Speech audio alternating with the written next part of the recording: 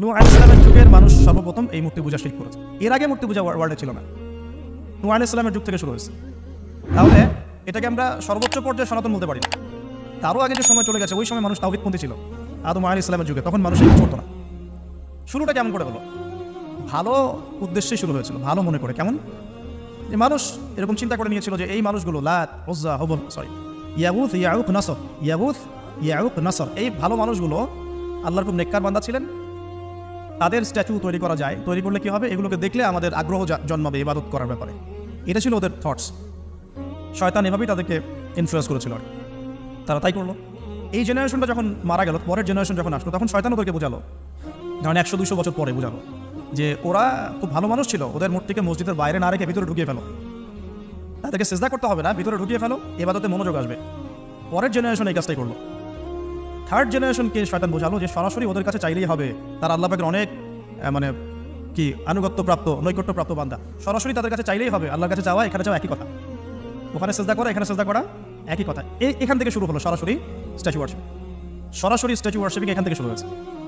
তো আমরা আমাদের হিন্দু ভাই বোন যারা আছেন, আমাদের আশপাশে অমুসলিম ভাই বোন, তাদের প্রতি সম্মান রেখেই এই হিস্ট্রিগুলো পড়তে বলবো আর কি, এবং যুক্তি দর্শনগুলো খুঁজতে বলবো। আসলে কি তারা শুনতে পায়? আসলে কি সে আমার কোনো উপকার করতে পারে? আসলে কি সে আমার কোনো ক্ষতি করতে পারে? আসলে কি সে সৃষ্টিকর্তার প্রতিমূর্তি হতে পারে কিনা? তো আমরা এটা আহ্বান জানাবো, আমরা কারো ধর্মীয় অনুভূতিতে আঘাত করবো না। ইসলাম আমাদেরকে এটা শেখায় না। ইসলাম এটা শেখায় যে মানুষকে হিকমার সাথে, প্রজ্ঞার সাথে দাওয়াত দেয়া, যাতে করে তারা জাহান্নামের রাস্তা থেকে ফিরে আসতে পারে ইনশাআল্লাহ। তো ইব্রাহিম আলাইহিস সালাম সমাজের মানুষকে দাওয়াত দেন। কীভাবে দেন? কোরআনে এভাবে ভাষা আসছে। আমি সূরাগুলোর নাম বলে দিই, আপনারা চেক করে নিন। সূরা আম্বিয়ার মধ্যে আসছে, সূরা সফফাতের মধ্যে আসছে, সূরা আনআমের মধ্যে আসছে। তো তিনি দাওয়াত দেন এভাবে যে ওয়াইজ ক্বালা ইব্রাহিম, যখন ইব্রাহিম বললেন লিআবিহি ওয়া কওমিহি, তার বাবাকে এবং তার কওমকে বললেন, মা হাযিহি তামাসিলুল্লাতী আনতুম লাহা আকিফুন, তোমরা এইসব কি মূর্তির উপাসনা করো, এদের চারপাশে ঘুরতে থাকো, কি সব করো? তো তারা বলে যে নাহনু বাল ওয়াজাদনা আবাআনা কাযালিকা ইয়াফআলুন, আমরা আমাদের বাপ দাদাদেরকে দেখেছি এইভাবেই করতে। তাদের রেফারেন্স কিন্তু এটাই ছিল। কোনো দালিলিক জ্ঞানতাত্ত্বিক যুক্তি বিজ্ঞান দর্শন এখানে নাই। এখানে কি ফিলোসফিটা কি? বাপ দাদাদেরকে দেখেছি করছে। এটা দিয়ে আবার অনেক সময় বাংলাদেশে আবার একটা ট্রেন্ড চালু করা হয়েছে যে তোমরা দীর্ঘদিন 1200 বছর থেকে যে ইসলামটা ফলো করে আসছো, ওটা ভুয়া, আমরা যেটা নতুন মডারেশন দিচ্ছি এটাই সঠিক। এই দলিল সেম না। এখানে অমুসলিমদেরকে দাওয়াত দেওয়া হচ্ছে। অমুসলিমরা বলছে যে আমরা বাপ দাদাদেরকে দেখেছি যে তারা এইভাবেই মূর্তি পূজা করতো, আমরা তাই করি। এটার সাথে কি হানাফি মাযহাবকে মিলাবেন আপনি? হ্যাঁ, হানাফি মাযহাব বাপ দাদা থেকে চলে আসছে, ভুয়া, নতুন যেটা দিচ্ছি এটাই সঠিক। আস্তাগফিরুল্লাহ। তো আমরা হাত চেঞ্জ করাকে এখন মনে করি হিন্দু থেকে মুসলমান হইলাম মনে হয়। হাত বদল করাটাকে মনে হয় যে হিন্দু থেকে মুসলমান হয়েছি মনে হয়। গভীরে ঢোকেন, ওলামায়ে কেরামদের মানে দার্সে গিয়ে বসে গভীরে ঢুকলে বুঝতে পারবেন ইসলামিক স্কুল অফ থটগুলা প্রত্যেকটারই ভিত্তি আছে। এগুলোর গভীর শেকড় আছে, ভিত্তি আছে।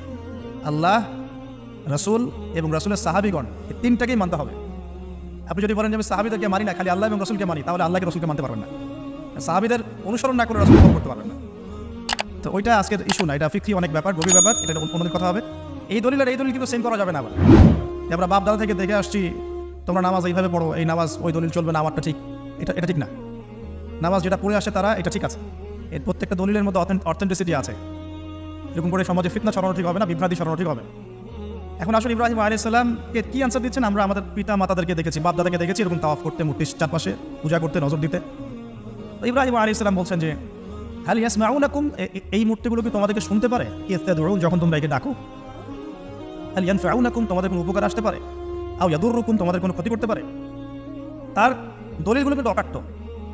ইব্রাহিম আলাইহিস সালামের দলিলগুলো কিন্তু এখানে, যুক্তিগুলো কিন্তু অকাট্য। আসলে কি সে শুনতে পারে? আসলে কি সে দেখতে পারে? আসলে কি সে তোমার উপকার করতে পারে? তাদের কিন্তু কিছু বলার নাই এখানে। তারা বলছে বাল ওয়াজাদনা আবাআনা কাযালিকা ইয়াফআলুন, আমাদের পিতা মাতা বাপ দাদাদেরকে দেখেছি এইভাবেই করতে। ইব্রাহিম আলাইহিস সালাম বলছেন যে ইন্নাকুম আনতুম লাফি দালালিম মুবিন, তোমরা তো সুস্পষ্ট বিভ্রান্তির মধ্যে আছো। তাহলে তো এরকম আরো অনেক আয়াত আছে সূরা সফফাতের মধ্যেও, ওয়া ইন্না মিন শিআতিহি ইলা ইব্রাহিম ইয জাআ রাব্বাহু বিকলবিন সালিম ইয ক্বালা লিআবিহি ওয়া কওমিহি মাযা তা'বুদুন, তোমরা কিসের ইবাদত করো? আইফকান আলিহাতান দুনাল্লাহি তুরিদুন, তোমরা কি আল্লাহ সম্পর্কে মিথ্যা আরোপ করতে চাচ্ছ? ফামা যান্নুকুম বিরাব্বিল আলামিন, আল্লাহ রাব্বুল আলামিন সম্পর্কে তোমাদের কি ধারণা? এভাবে তিনি তার কওমকে দাওয়াত দিতে লাগলেন। তাদের কওমের দলিল একটাই ছিল, বাপ দাদাদেরকে দেখেছি এভাবে মূর্তি পূজা করতে, তাই করি। সনাতন, এটা ছিল কি? সনাতন থটস। অথচ সর্বপ্রথম এটা শুরু হয় কোন নবীর আমল থেকে? নূহ আলাইহিস সালাম। আরও একটা দাওয়াত ইব্রাহিম আলাইহিস সালাম তার কওমকে দিলেন। সেটা কি? এবার এখানে সমাজের মানুষের সাথে ওই সমাজের ধর্ম নেতারাও ছিল। সমাজে কিন্তু এক শ্রেণীর মানুষ থাকে, মানে সামাজিক নেতা, ধর্মনেতা, রাষ্ট্রনেতা। তো রাষ্ট্রনেতা পর্যায়ে এখন ইব্রাহিম আলাইহিস সালাম যান নাই, এখন সমাজনেতা আর ধর্মনেতা চলছে আর কি। এবার ধর্মনেতা আসলো, এসে ধর্মনেতারা তাকে বোঝানোর চেষ্টা করলো যে এই আসমানের তারা, চাঁদ, সূর্য, প্রকৃতি, গাছপালা এগুলো ইলাহ, এগুলোর ইবাদত করা যায়। এই ঘটনা আল্লাহ রাব্বুল আলামিন সূরা আনআমের মধ্যে বলেছে। তো ইব্রাহিম আলাইহিস সালামকে তারা দেখাচ্ছে, এটা আরবীয় একটা কাব্যিক ভাষায় কোরআনে এসেছে, চমৎকার ভাষায়, যে ফালাম্মা জান্না আলাইহিল লাইল, যখন তার উপর রাত আচ্ছাদিত হলো, রাআ কাওকাবা, তখন ইব্রাহিম আলাইহিস সালাম কি দেখলেন? আকাশে তারা দেখলেন। ঠিক আছে, তারা মূর্তি পূজার এখানেই আছে, ধর্মনেতারাও এখানেই আছে। তো তিনি বলছেন হাযা রব্বি, এটা আমার রব। ফালাম্মা ফালা, যখন তারকাগুলো অস্তমিত হলো, ক্বালা লা উহিব্বুল আফিলিন, আমি তো অস্তমিত যাওয়া জিনিসকে পছন্দ করি না। রব তো অস্তমিত যাবে না, এখানেও যুক্তি লাগবে, তো আমার ফিলোসফি লাগবে, আমার এখানে দর্শন লাগবে, এখানে তো আমাকে মানে প্রজ্ঞা দিয়ে বোঝাতে হবে, এটা তো অস্তমিত হয়ে গেল, এটা তো রব হতে পারে না। ফালাম্মা রাআল কামারা বাযিগান, যখন সে চাঁদকে দেখলো জলজল করছে একটু। এখনকার চাঁদ দেখা আগের চাঁদ দেখা দেখ না, এখন তো আমরা চাঁদের আলোই খুঁজে পাই না, তখনকার চাঁদ তো অন্যরকম, বাযিগান মানে জলজল করছে। তখন তিনি বললেন হাযা রব্বি, আমার রব। তখন ফালাম্মা ফালা, যখন এটাও অস্তমিত হয়ে গেল, তিনি বলছেন লাইল্লাম ইয়াহদিয়ানি রব্বি লাকুনান্না মিনাল কওমিদ দাল্লিন, আল্লাহ যদি আমাকে হেদায়েত না দেন তাহলে আমি এই দল্লিনদের অন্তর্ভুক্ত হয়ে যাব। ইব্রাহিম আলাইহিস সালাম বলছেন ফালাম্মা রাআ শামসা বাযিগাতান, যখন এবার সূর্যকে দেখলেন দিনের বেলা, এটা তো আরো বড়, হাযা রব্বি হাযা আকবার, এটা আমার রব, এটা সবচেয়ে বড়, হাযা আকবার, এটা সবচেয়ে বড়। ফালাম্মা আফালাত, এটা যখন অস্তমিত হয়ে গেল, তখন তিনি বলছেন এই কথা যে ইয়া কওমি ইন্নী বারিউম মিম্মা তুশরিকুন, হে আমার কওম, তোমরা যেগুলোকে দিয়ে আল্লাহর সাথে শরীক করছো, এখান থেকে আমি আমার চেহারাকে ফিরিয়ে নিলাম। সুবহানাল্লাহ। তখন তিনি এই কথাটা বলেন ইন্নী ওয়াজ্জাহতু ওয়াজহিয়া লিল্লাযী ফাতারাস সামাওয়াতি ওয়াল আরদা হানিফাও ওয়া মা আনা মিনাল মুশরিকিন, আমি আমার চেহারাকে ফিরিয়ে নিচ্ছি এই আসমান সমূহ এবং জমিনের সৃষ্টিকর্তার দিকে, এবং আমি মুশরিকদের অন্তর্ভুক্ত নই। ইন্না সলাতি ওয়া নুসুকি ওয়া মাহইয়ায়া ওয়া মামাতি লিল্লাহি রাব্বিল আলামিন, আমার সালাত, আমার কুরবানি, আমার স্যাক্রিফাইস, আমার জীবন, আমার ফুল লাইফ, আমার মৃত্যু, সবকিছু কার জন্য? জগৎসমূহের প্রতিপালক আল্লাহর জন্য। লা শারীকা লাহু, তার কোনো শরীক নাই। ওয়া বিযালিকা উমিরতু, এই একনিষ্ঠভাবে তার ইবাদত করার জন্যই আমি আদিষ্ট হয়েছি। ওয়া বিযালিকা উমিরতু ওয়া আনা মিনাল মুসলিমিন, এবং আমি মুসলিমদের অন্তর্ভুক্ত। এই শুরু হলো এবার পুরো স্পষ্টভাবে তাওহীদের ঘোষণা দেয়া। তবে ইব্রাহিম আলাইহিস সালামের এক একটা পদক্ষেপই যৌক্তিক না, বৈজ্ঞানিক না, এবং অকাট্য প্রমাণ আছে না, এগুলোকে কিন্তু ভেদ করতে পারছে না তারা। এবার ইব্রাহিম আলাইহিস সালাম চিন্তা করলেন তারা এবার উচিত শিক্ষা দিতে হবে। তবে আগে বলেন এই যে উচিত শিক্ষার কথা বলছে, এটা আবার আপনারা খবরদার ভুলেও কোথাও দিতে যায় না, ঠিক আছে? এটা তো সময় আছে। ইব্রাহিম আলাইহিস সালামের সাথে নবী সাল্লাল্লাহু আলাইহি ওয়াসাল্লামের জীবনের মিলের কথা বলছিলাম। নবী সাল্লাল্লাহু আলাইহি ওয়াসাল্লাম মক্কা বিজয়ের আগে কি কখনো মূর্তির গায়ে হাত দিয়েছেন কিনা? বলেন, দিয়েছেন? মক্কা বিজয় হয়ে গেছে, পুরো স্টেটই আপনার, অথরিটি আপনার, তখন আপনি আপনার অ্যাকশন নিতেই পারেন, সেটা আপনার ব্যাপার, তখন আপনি কি করবেন? মুহাম্মদ সাল্লাল্লাহু আলাইহি ওয়াসাল্লাম কাবা ঘরে ঢুকে তখন মূর্তি ভেঙেছেন এবং বলেছেন ওয়াকুল জাআল হক ওয়া যাকাল বাতিল ইন্নাল বাতিলা কানা যাহুকা, তাই না? ইব্রাহিম আলাইহিস সালাম এবার শিক্ষা দেওয়ার চিন্তা করছেন। তিনি বলছেন যে যখন এরা মেলাতে যাবে, ওই উৎসবে যাবে, তখন আমি এদেরকে দেখে নিব।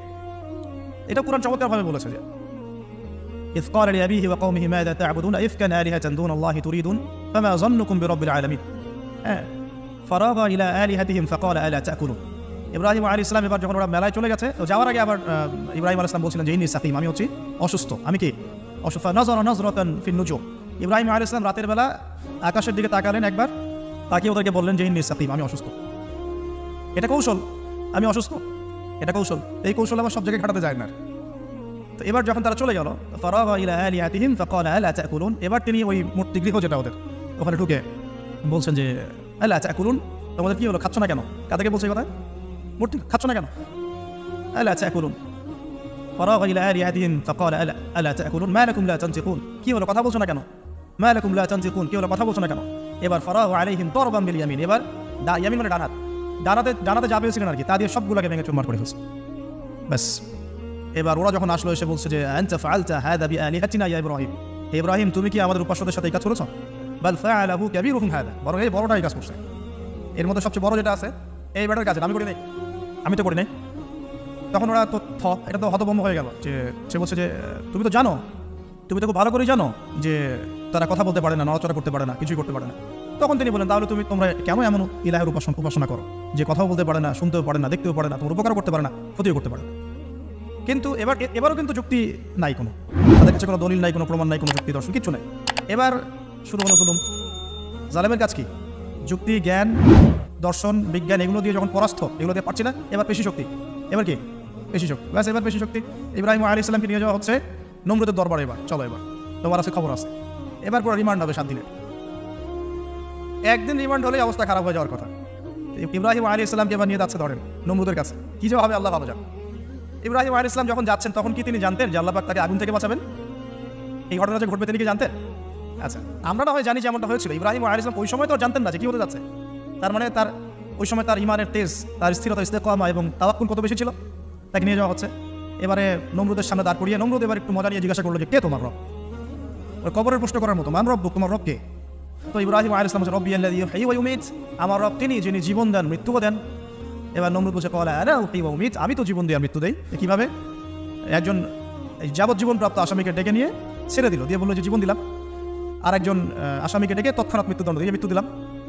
তো ইব্রাহিম দেখলেন আলাইহিস সালাম এ তো মোটা বুদ্ধির মানুষ, কারণ যে যত বড় জালেম হয় তার বুদ্ধি তত মোটা হয়, কিন্তু এটা মাথায় রাখবেন। ফেরাউনের মতো জুলুম মানুষের বুদ্ধি লোপ করে দেয়, আর শিরক মানুষের মধ্যে ভয় সঞ্চার করে। যখন আপনি শিরক করতে থাকবেন মনে খুব ভয় কাজ করবে। এবং মুশরিক বাহিনী কখনো ইসলামের বিজয় লাভ করতে পারে নাই। যে মুসলিম সেনাবাহিনীর মধ্যে শিরক ছিল না, ওরা যুদ্ধের মাঠে পরাজিত হয়ে গেছে। ইতিহাস ঘাটবে, মুসলিম যে সেনাবাহিনীর মধ্যে শিরক ছিল ওই সেনাবাহিনী পরাজিত হয়ে গেছে। আবার অল্প গুটি কয়েক সেনাবাহিনী তারা তাওহীদপন্থী ছিল, তারা জয়লাভ করেছে। ইতিহাস ঘাটে দেখবেন। তো জুলুম কি করে বুদ্ধি লোপ হয়? নমরুদের বুদ্ধি লোপ পেয়ে গেল। ইব্রাহিম আলাইহিস সালাম বলছেন রব্বি আল্লাযী ইউহয়ী ওয়া ইউমীত, এ তো এটা বুঝলো না। তাহলে ইন্নাল্লাহা তাআলা ইন্নাল্লাহা ইয়াতি বিশ-শামসি মিনাল মাশরিক ফাতি বিহা মিনাল মাগরিব। ইব্রাহিম আলাইহিস সালাম বলছেন যে আল্লাহ রাব্বুল আলামিন, আমার আল্লাহ তিনি পূর্ব দিক থেকে সূর্য ওঠান।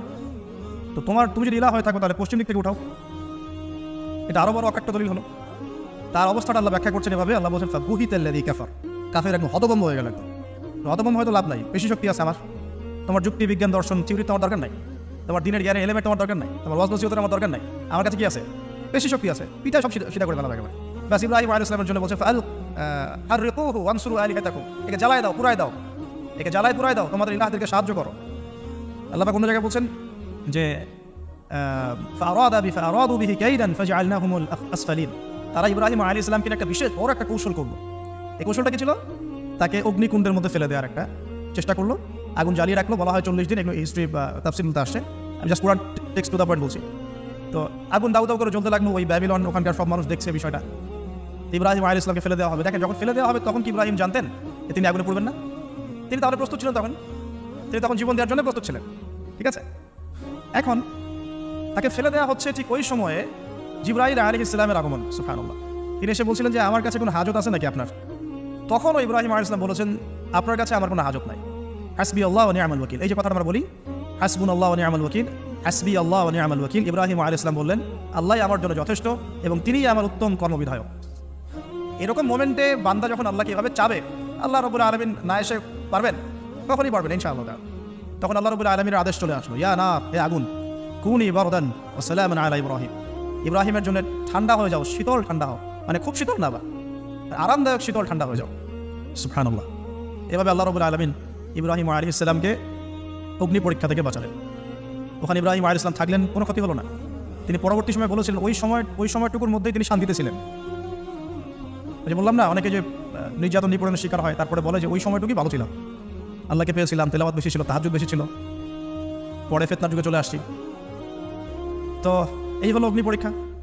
এরপরে কমকে দাওয়াত দেওয়ার হলো না, সেখান থেকে চলে যেতে হলো। ওই যে এই যে অগ্নি পরীক্ষা ইব্রাহিম আলাইহিস সালামকে এখানে দিতে হয়েছে, ওইরকম পরীক্ষা আমাদের নবী সাল্লাল্লাহু আলাইহি ওয়াসাল্লামকে দিতে হয়েছে তায়েফের মাঠে, দিতে হয়েছে বদরের মাঠে, উহুদের মাঠে।